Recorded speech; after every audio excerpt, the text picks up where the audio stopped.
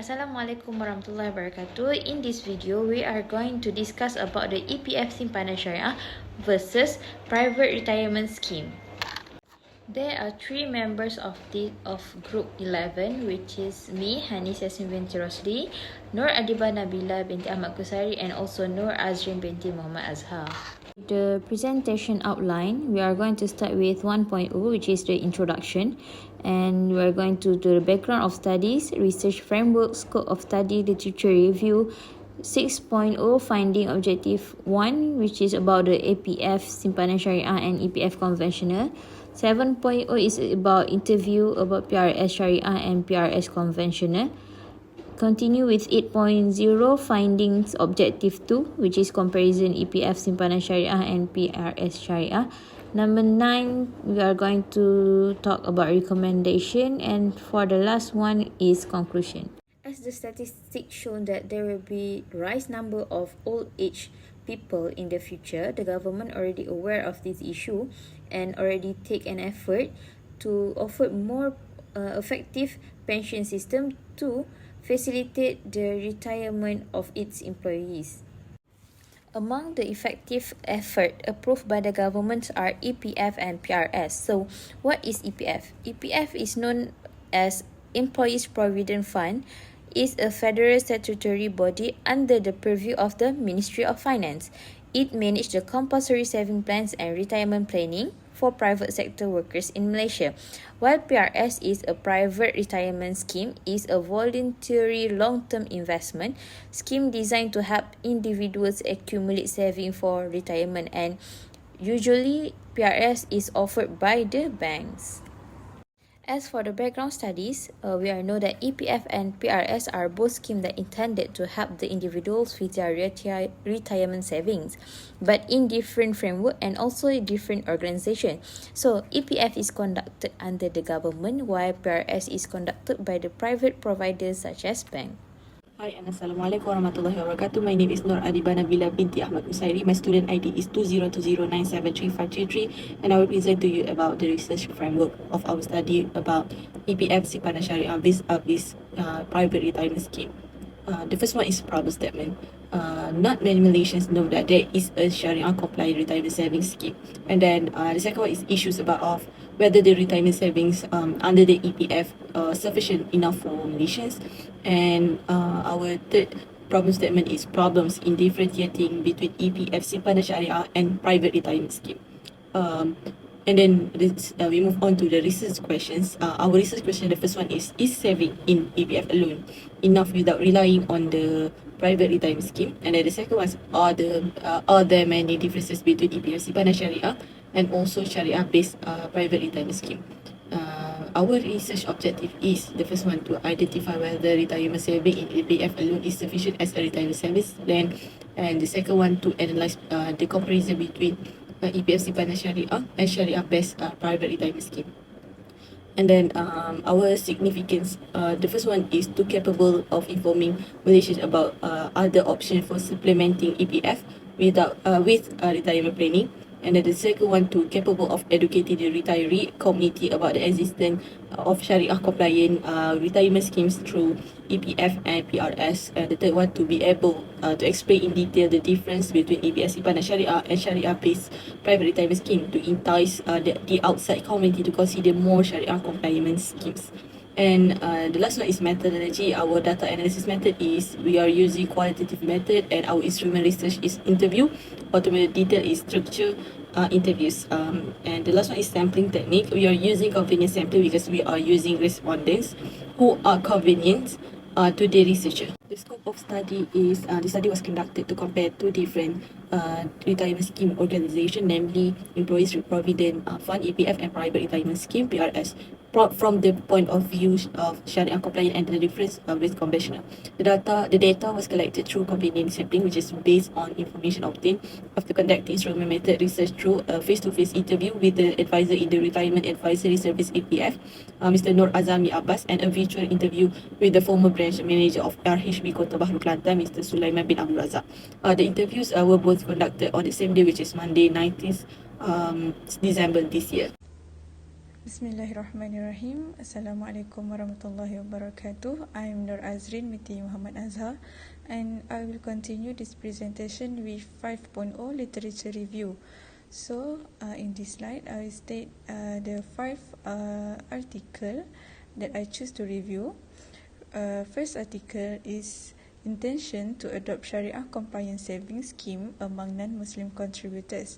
The authors are Wei Lun Ko and Farah Zawani Nawa, and they get sample from questionnaire survey among non-Muslim contributors.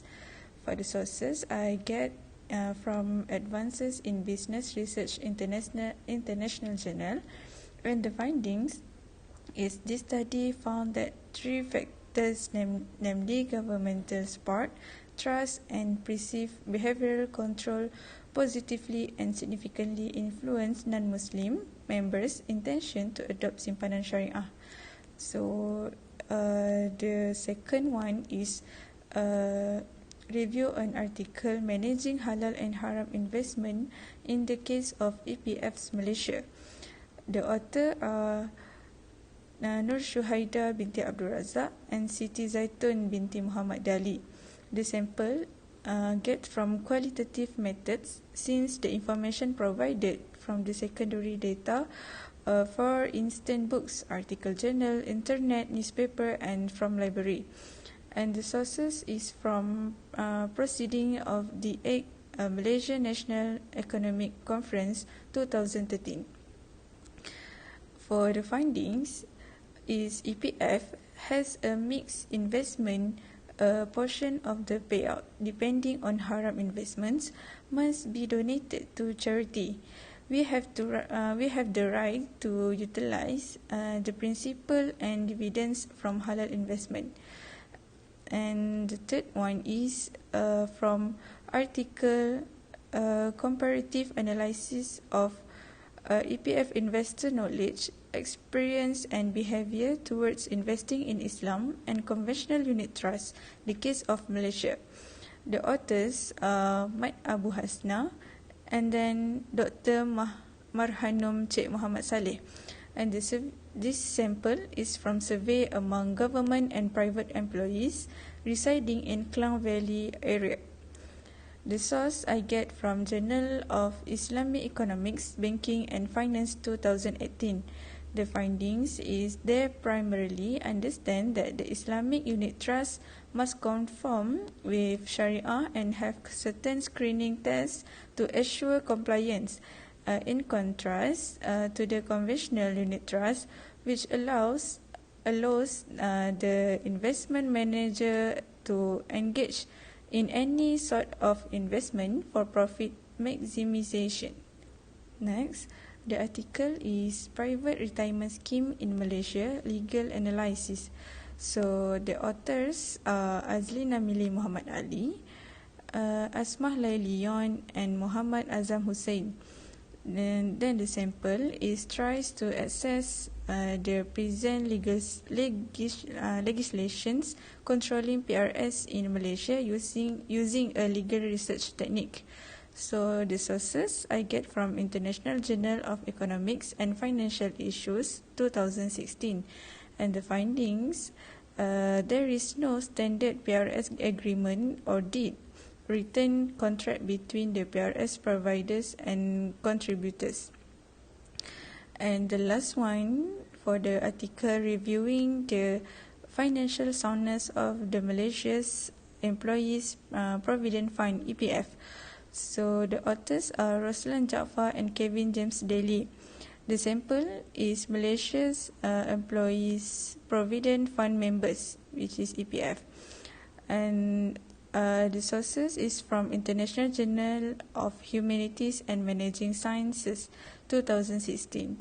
And the findings, adequacy becomes a key issue for the EPF as a result of decreased investment returns and pre-withdrawal provisions, since it is unable to provide enough funds for members. This indicates that the vast majority of EPF members will be impoverished after retirement if they do not have alternative sources of income. So 6.0 is about the finding the objective one, which is the interview of EPF Simpanan Shariah and EPF Conventional has been done. So the interview has been done on Monday 19th December 11 a.m. and the interview was conducted at KWSP Shah Alam at ground floor level 1 and 2 corporate tower IDCC. And the interviewee is Mr. Nur Azami. He is one of the advisor of the Department of Retirement Advisory Service. As the result of the interview session, we are going to share with you guys. So the first question that we asked the interviewee, which is Mr. Nur Azami, is regarding the akad contract that has been used by the EPF Simpanan Syariah. And the akad that has been used by the EPF Simpanan Syariah is wakalah contract. So the wakalah contract is used for the EPF organisation to manage the investment for the contributor in the savings. Question number 2 that we asked to Mr. Nur Azami is about the differences requirement or eligibility to make EPF Simpanan Syariah and the EPF Conventional. So the answer is there is no eligibility requirement to contribute in EPF Simpanan Syariah and EPF Conventional because the requirement is same. The requirement for joining the EPF Simpanan Syariah is same as the EPF Conventional. Even the scheme of EPF Simpanan Syariah also open for non-Muslim to join. The next question is about how does the EPF ensure that the status of Shariah savings remain Shariah compliant. So the investment has been made by the Shariah saving account is according to the Shariah compliant, and all the investment asset will go through a Shariah screening procedure.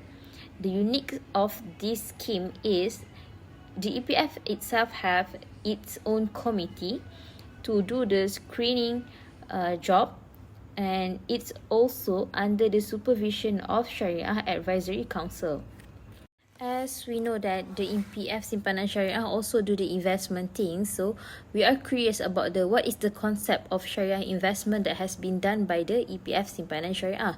So the concept is to invest at the Shariah investment portfolio only and avoid the unethical investment portfolio that might have the elements that are prohibited by the Shariah.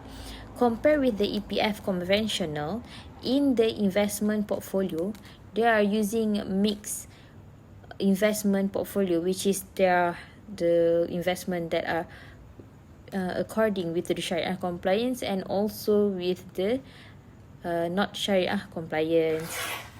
And for the last question is about is it okay or is it enough to have one savings account only for the retirement? So based on the readings that have been done, most of the Malaysians says that it is not enough to have one saving accounts only. So in the interview session, we also asked Mr. Nur Azami about the issue, and is that an EPF savings account only is sufficient for retirement. So based on Mr. Nur Azami, the fact is with one account it is sufficient for a person to have an only EPF account as his retirement saving, but need to look at several aspects, and good management and calculation can give a good outcome. So there are several factors that an individual needs to consider in planning their retirement based on the Mr. Nur Azami. The factors you need to consider is about the lifestyle, the level of health, inflation rate that might occur in the future, expenditure after retired. Are you going to have your expenses same as now or different? So that will determine either the saving that you want is sufficient or not, and also needs to consider the balance of period left before retired and life expectancy.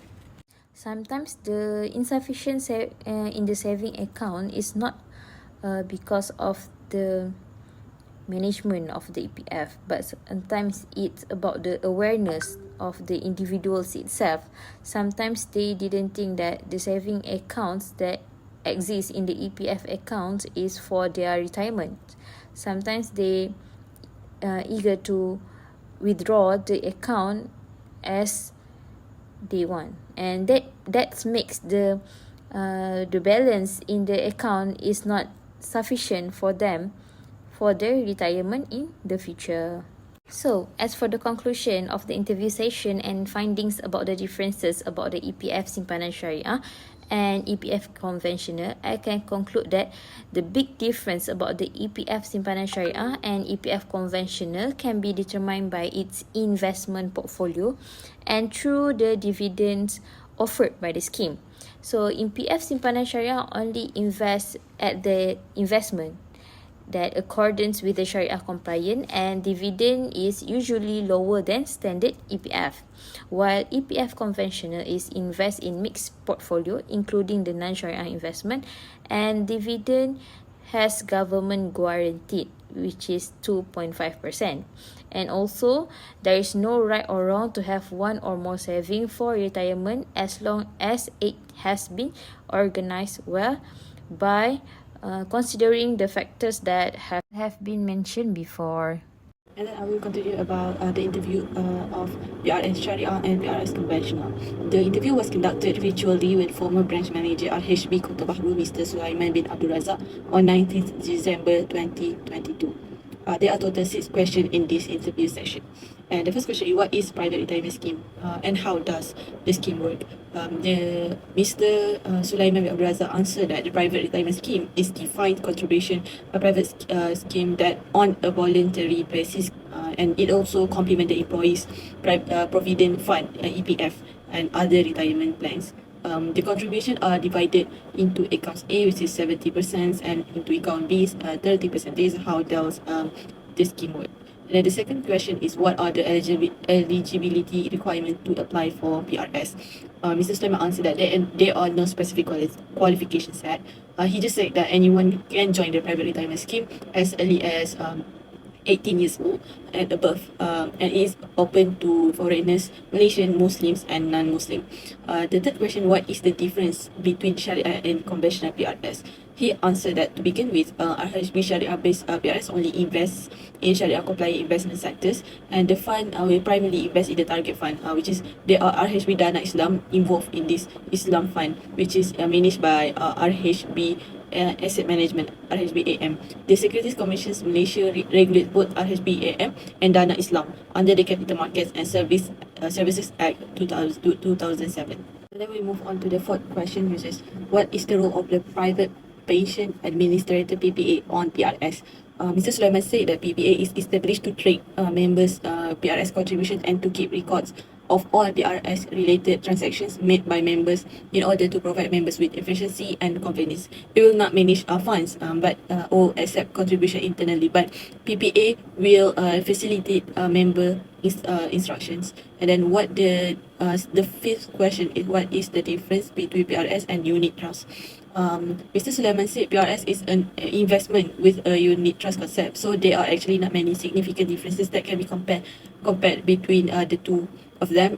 Comparison is made based on the purpose of PRS and the purpose of unit trust, and then based on the tax rate, based on the charge rate, and also the dividend. And the last question is it encouraged if Malaysians who already have an EPF account are encouraged to create a PRS account based on the current economy?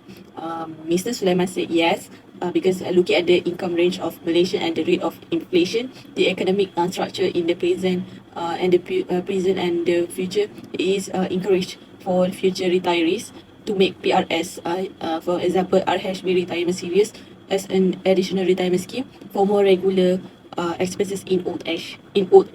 And then the summary of the interview. Conclusion from this second interview that we conducted virtually, there are many different fund options in the retirement scheme provided by RHB retirement series, which are contain conventional and Shariah categories. Then the element that differentiates Shariah and conventional PRS is easy to understand, because Shariah PRS only focuses on Sharia compliant investment, while conventional PRS investments are more intensive and large regardless of Sharia compliant or not. That's all from me. For the next finding objective 2, I will talk about the difference between EPF Shariah and RHB PRS Shariah. They have several aspects, which are concept, ownership, selection of fund, risk fund, and return on capital. So I will move to the EPF Shariah. For the concept is wakalah contract, and the RHB PRS Shariah is Shariah-based unit trust. For the ownership, and EPF Shariah is under government. Meanwhile, RHB PRS Shariah monitored by Private Pension Administrator Malaysia, or we call it PPA. For the third is selection of fund. EPF Shariah have only one fund, that is Simpanan Shariah, and for the RHB PRS Shariah they have three. For the first is I Allocator Fund, second Islamic Equity Fund, and the third is Islamic Balance Fund. Next, we move to risk fund. For the EPF Shariah, no difference in risk or low risk. But for the RHB PRS Shariah, there is a difference in risk, which are high, medium, and low. And the last one is return on capital. For the EPF Shariah is capital guaranteed and capital not guaranteed for RHB PRS Shariah. For the conclusion in this finding is retirement financial planning is permitted in Islam as long as it adheres to the standards and principles of Maqasid Sharia and is free from riba, gharar and maisir, and no halal economic operations. Simpanan Shariah is a Sharia compliant savings option for members that is administered and invested by EPF. A Sharia governance structure was designed to oversee aspect of Sharia compliance for Simpanan Shariah in order to guarantee that it is administered in line with Sharia as required by Section 43A of the Act. Based on the facts obtained, we can suggest a few things. Firstly, members should do a comparative study first or ask an expert about the EPF and PRS. The next suggestion is that it is appropriate to choose a retirement plan based on Sharia compliance that has been prepared so that the future is guaranteed and safe. It can be concluded that the selection of retirement planning is subject to personal choice, where EPF Shariah and PRS Shariah have only a slight differences. And then we have come to the conclusion of the study. In conclusion, the question of whether retirement planning in EPF is sufficient or not actually depends on several factors such as the lifestyle we want after retirement, or our health level, and the cost of living in whether in the village or the city after retirement, and also it depends on the length of time a person wants to retire. For example, if a person wants to retire at 60 or 55, so he needs to plan whether the retirement plan in the EPF is sufficient. If not, then he can do other alternatives such as make a contribution in private retirement scheme. Then, in general, the comparison between EPF Simpanan Shariah and PRS Shariah summarizes that both of the scheme have strong similarities, which is when it comes to the concept of Sharia compliant, they are both Sharia compliant investment. And then, in summary, it depends on the individual to make a choice whether the retirement planning in EPF or PRS. However, it is encouraged to make Sharia compliant retirement savings so as to be guaranteed a clean and halal property to be spent in old age. That's all from our group. Thank you.